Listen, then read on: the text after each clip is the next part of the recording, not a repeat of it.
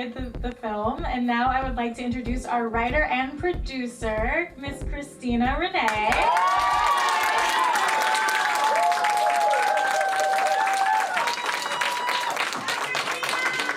She also plays Cassidy, and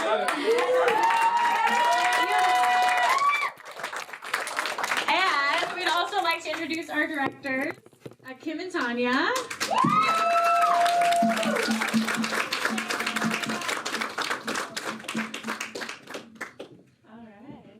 We also have a few, here we go. A round of applause. You sweated it a little bit. We also have a few of the principal actors on stage who interacted with social media during the film, given that central theme. So we have Jam, who plays Heidi. Come on up. Delita, who plays Sylvia. And Daniel, who plays Mark. And with the rest of the cast sitting in the front row, please stand as well. We have Luciana, who is young Heidi.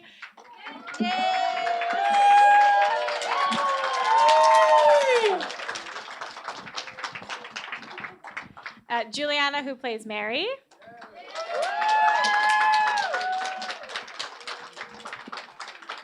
Vincent, who plays Dennis.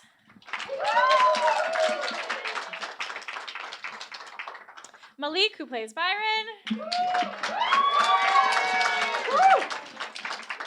Joaquim, who plays Justin. And Polly, who plays Barbara. Can we all give one last round of applause to the amazing cast? And let's also give a round of applause to our amazing crew and our second producer, Eric.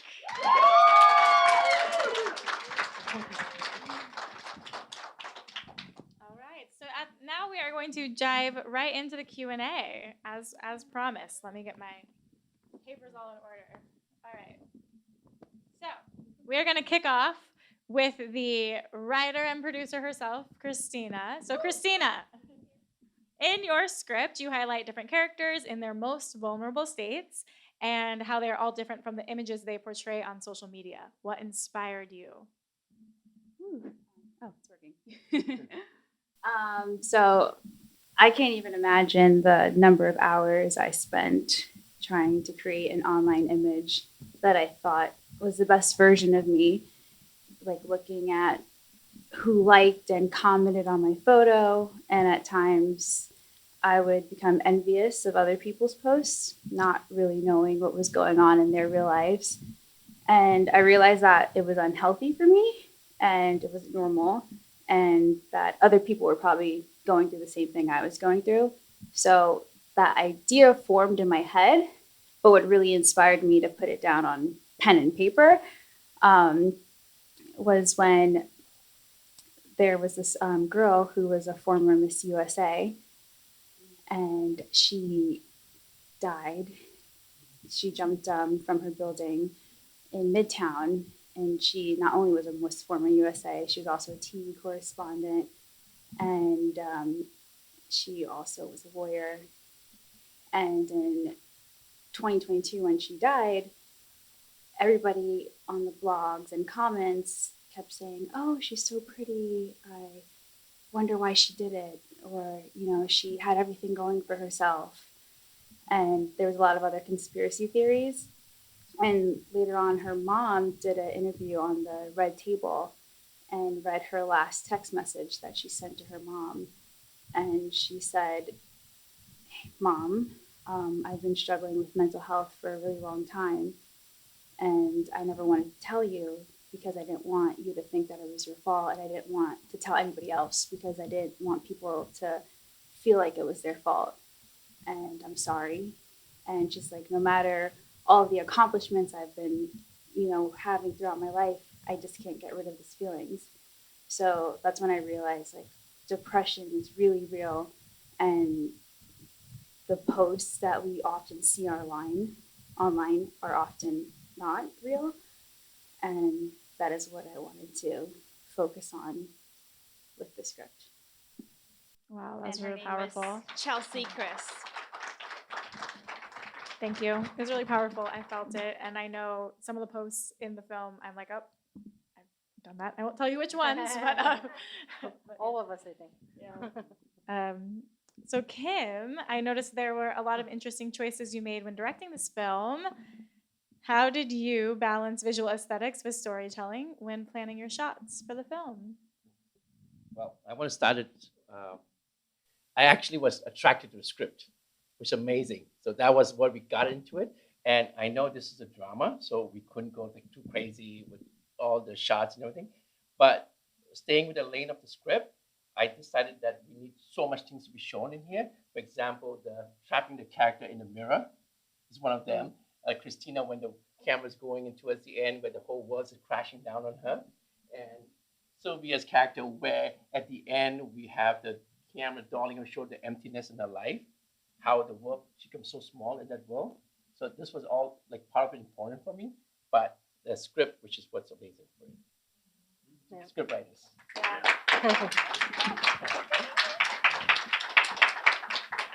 Tanya, it was interesting to see a large ensemble cast in a short format like this. Was it challenging to direct the individual storylines while still giving the film a consistent look and feel?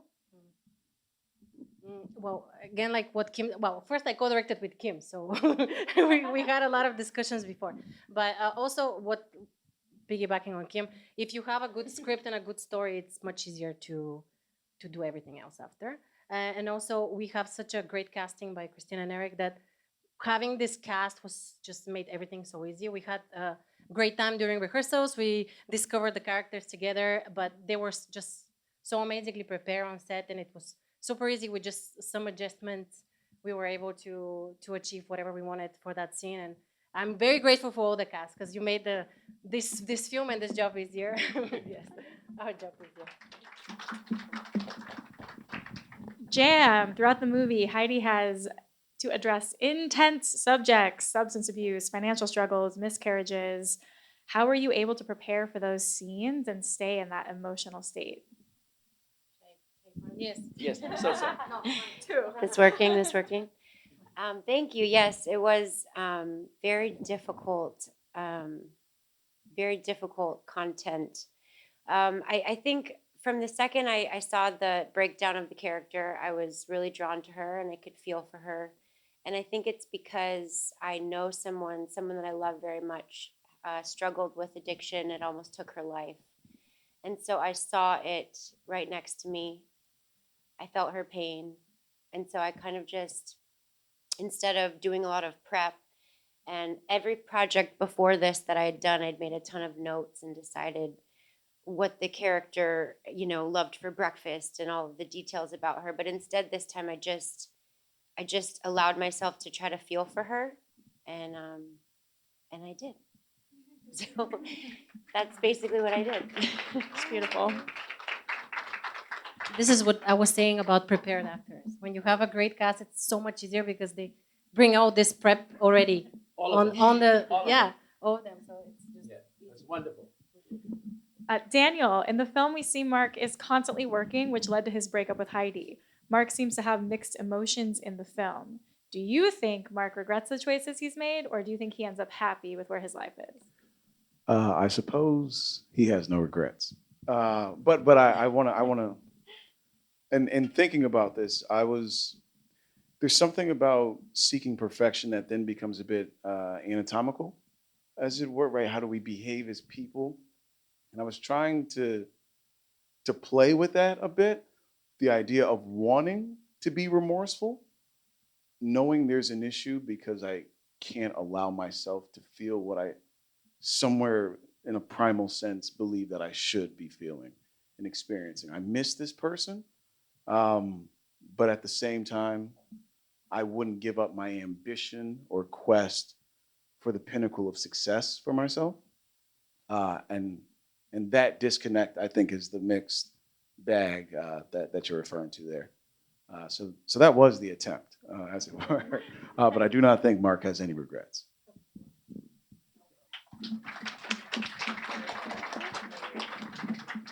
All right, Delita. In the film, we see Sylvia pregnant in an abusive relationship. And I found that to be one of the more jarring scenes in the film. What do you think was running through Sylvia's mind after she realized all the pieces of expensive jewelry were apology gifts from her husband? Oh, that's a great question. Thank you. So I think that somehow subconsciously, like she knows that already, that all these gifts are just, like his way of making up for his aggressiveness and violence and abusiveness. And I think in that moment in particular, she really understands it even more because it's just like there and she cannot like lie to herself anymore.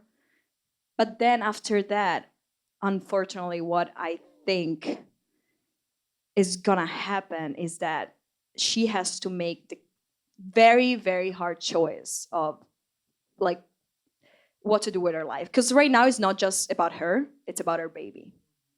And so it's such a hard, especially in America, where like you really want your baby to, like you want to give everything to your baby, like education and healthcare and like a great life and a great house and toys and like just a happiness. And the truth is that money is so important in this society today.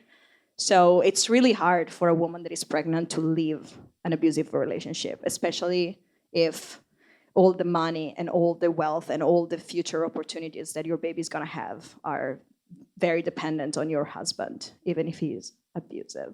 So the truth is that I do hope that Sylvia finds her strength to leave him, but it's hard because it's not about her, it's about her baby.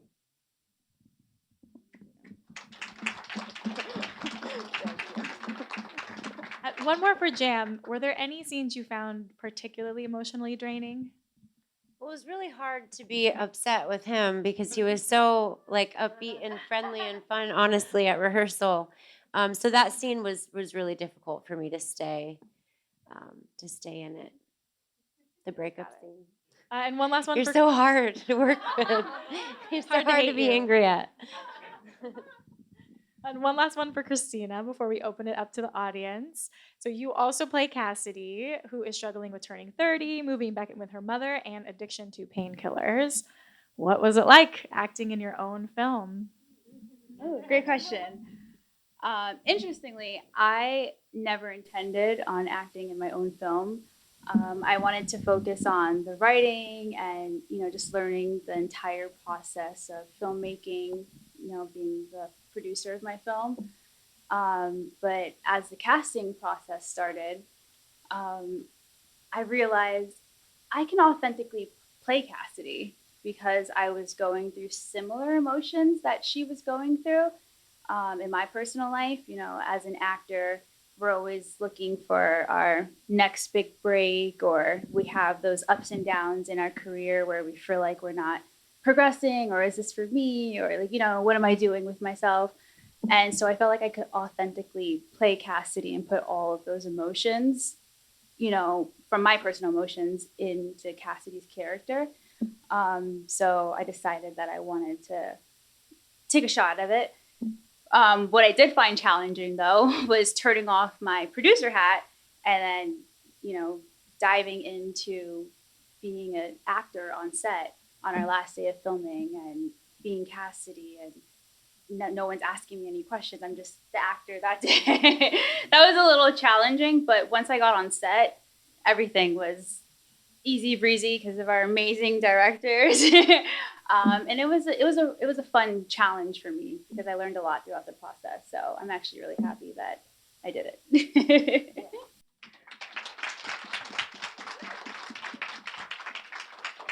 All right, we have a few minutes. We can open up to the audience. Yes, sir. Hi, I'm Leo. I'm pretty sure my age. I was born before the internet, so that's how old I am. Right? So I've gone through crises similar to Mark. I worked through corporate UK, corporate America. But the more successful I got, the more depressed I got. So success and depression went together. I'm not going to go through how I recovered from that. But part of that is now I'm in the internet age. I was born before the internet, saw the internet. But the internet, in a way, helped me. It helped me find love, believe it or not. It helped me promote my mission in life going forward.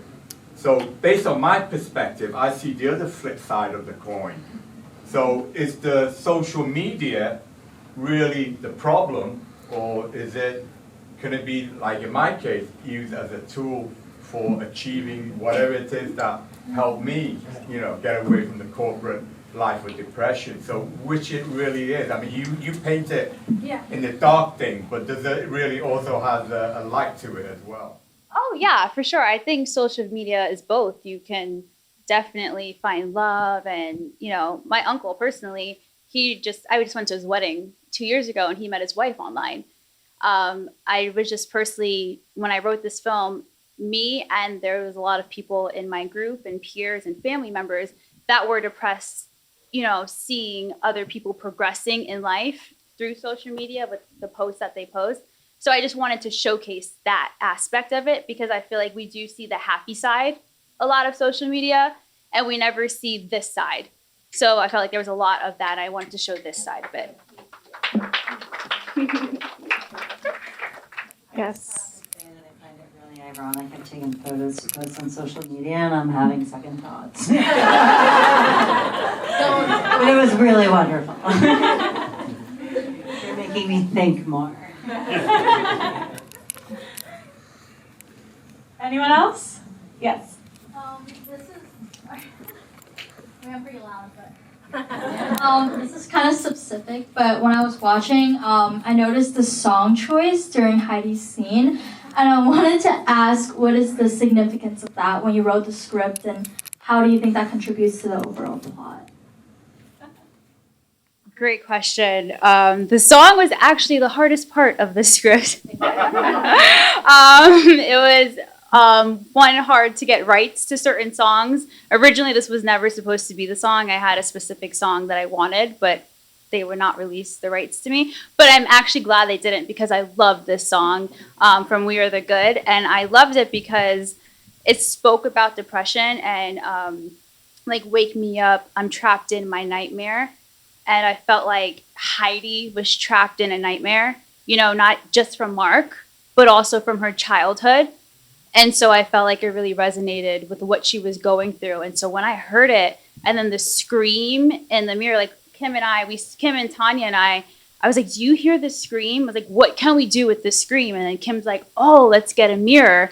And when she's screaming, when the beat drops, and he's like, ah, and I just fell in love with the song, because I felt like it also resonated with what Heidi was going through in her life. Thank you. So we chose the song before we filmed, so we knew what was happening, what was gonna go there. Yeah. Come on.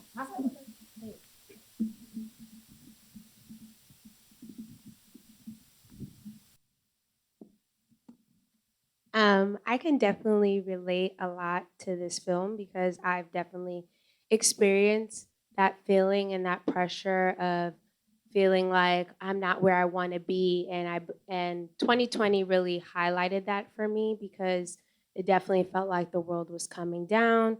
You see certain people achieving things, and you're feeling like I'm not where I want to be, and you don't even know if the world is going to go down.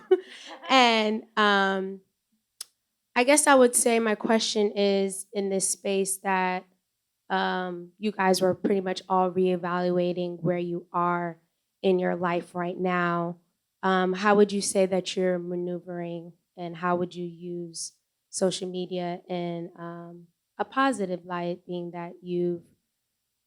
that this was highlighted in more of the realness of how you feel? Like, how would you say you would show up authentically in this space now? That's a good question. I'll definitely say that that's something to work on, and it's definitely made me take a second look at. And I'll be the first one to admit, even more so after filming this, look at my Instagram. That is a highlight reel. So my first step is just like being very open and honest about that. If you want to know the nitty gritty day to day, talk to me, be my friend. But for now, just know that that's a highlight reel, and it's not all as it appears.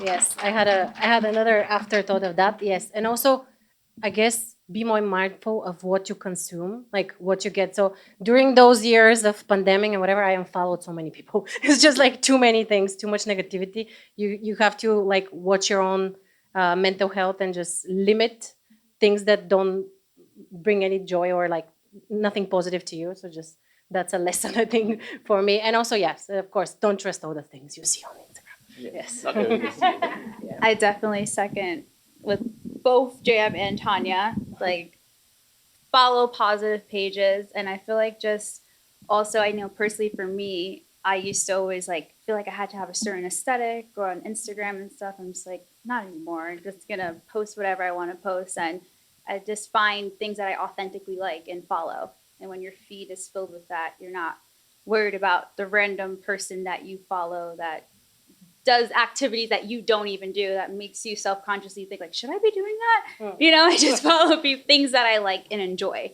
Yeah. And so that's what I've been doing. And I think that's pretty much helped me personally, and also what you guys been doing. Yes. For me personally, the thing is that I don't really know how to use social media in a healthy way. I don't. So I'm trying to limit it, like to limit my time on them. And like now you can like limit on your phone. There's like a way to do it. I do that, and it's helping me because most of the time I'm like not even thinking about it, and I open my phone and I just go on it and start scrolling, and then I'm like there 20 minutes after, like what am I doing with my life? And it's good for connections, like to maintain connection, especially I don't know, for me as like as an actress, like I got jobs through Instagram, like just people like on DMing me. I don't know what's the verb, but yeah, that's via DM. So it is helpful, but like for me personally, I don't really know how to like deal with all that. So I'm just trying to like limit my time on social media and try to live more my life. Even if I'm bored, like experience that because that can bring creativity and like make you think. I don't know. So yeah, I just wanted to say this. Adding that reminder on social media, I mean on your phone when it tells you the average time you spent is embarrassing. 'Cause I'm like, I spent that much time on my cell phone. I'm wasting my life. I think we have one last question. Two last questions. Okay. Oh, more questions. Okay. We have Okay. lots of questions. Keep them coming. First of all, this was amazing. Christina, you did an amazing job, and all of you. It was, wow. I really was blown away. Really wonderful. As a matter of fact, that's the point of this. I want more, Christina. Can we add more? Yes! Can we do a part 2? But I'm so glad I met you in Florence, and thank you for having us here, my husband and I. Wonderful job, everyone. Quick context, and we met on vacation on a tour, a food tour, and she came to my. It was the summer we met.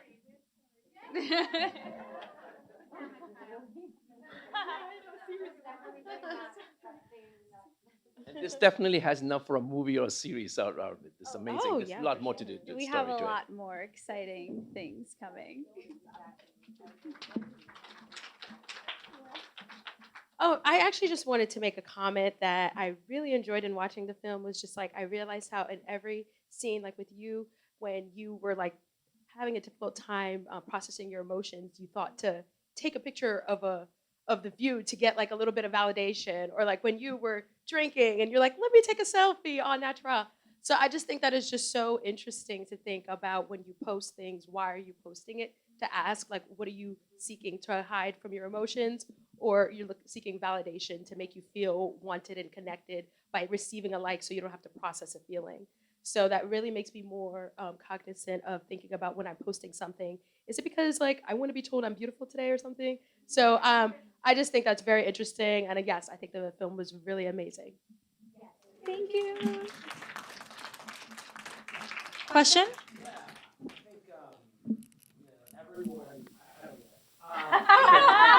We're recording it, so get it. I think you made a purposeful decision that everyone was in a similar stage of life, and I assume that was purposeful. But I think about the next generation and the message that you're trying to share. Was there a reason why you didn't think about or play someone who was like in that 13 to 16-year-old range that's really being their lives. Or like I look around and I think everyone's like, it looks like the characters are at a stage where they didn't have social media, but the next generation's growing up. So I just wanted to know, like, was it purposeful that you made that decision because of how it impacts someone our age versus like a span of generation of how social media can be, detrimental and kind of invoke this depression state that we all kind of live in? I think I purposely wanted to stick with social media, with not just making it like about a younger generation, because I feel like my generation personally, like I grew up with social media. Like I think I was 10 years old when MySpace came, so I feel like I've always been on some sort of social media. Right. So it was important for me to showcase that. And I haven't really, been around someone younger that's dealing with the social media yet because they've grown up with it. Like I have a little sister and she just lives on social media all the time and the internet and YouTube and stuff like that. But I felt like our generation and even people who are older, it's hard for us because we're not thinking about it. I feel like as people who are younger, they're just looking at their friends having fun. Like, oh, my sister's like, oh, mom, I want to go to the mall. But we're looking at it like someone just bought a house. I don't have a house. Like I'm living in an apartment. You know what I mean? Or there's someone who just posted their job that they got this fancy new job. So I felt like it affects, I'm sure it affects younger people too, for sure. Yeah, it's like they're on TikTok. Yeah. But I felt like with us, I'm seeing it not just only with younger people, but it's a lot of older people because the people in my circle and even family members that were older, it's getting to them because a lot of people, most of social media is showing the good and all their accomplishments and all their achievements. And so if whoever's down or not feeling like they're at a certain stage in their life, when you see someone, posting something that you went to high school with and you're like, oh my God, what am I doing with myself? So I thought that was important to me to showcase because everyone I was around was, that was something that they were going through. So I wanted to showcase that. And, the younger generation right now, I feel like, just like Jana said, is TikTok, so I, yeah. Yeah. But they're also on TikTok though. No, I think you did a. Yeah, so I feel like, but I do feel like the younger generation, because I have a 13-year-old sister, they're on TikTok. But I don't feel like TikTok, the things that my sister shows me are like, it's funny things and it's like little trends and things like that. But with Instagram, it's just a post and an accomplishment. And so that's what I wanted to showcase with this film. No, I think you nailed the change of like the next generation is constant sharing versus our generation is like what to share, feels like a highlight reel. Yeah. And that really kind of blacks out what's really going on. And I think that was special. So great work. Thank you. Any last questions? All right. Well, thank you all for coming. If you have, one, yeah. Yeah, no. Before we go, Yes, I was gonna say the same thing. I think guys, I'm really thankful for the script. Number one, everything starts with the script, and the wonderful talent, guys. Please give it up for a hand. Right there, right. Come on, we're standing right up there. Justin, right there. It's an amazing job he did over there. Look at that. But this won't be happening. We won't be standing here if it wasn't for the crew. So I will start with the crew first. Our DP, Piero, and Kanye will take the role. Una, production design. Designer Una, take it home. The camera, great magicians in the back. Magician at the back, Cheyenne. Kevin. Who is somewhere. Is over there. Renee. Blair. Renee. Who else am I seeing? Renee. Yes. Renee's over there. Okay. That's We're it. very grateful Maybe of that's that. it. Thank you so much for Thank you. I hope you enjoyed. All right. Thank you all for coming. If you have Instagram, please follow at Modern Looking Glass for updates on film festivals that we get accepted to. We were already accepted into our first film festival in Las Vegas. Yep, it's the Las Vegas International Film and Screenwriting Festival, so congrats, everybody. And thank you all again for coming. Have a good night. Thank you. Thank you.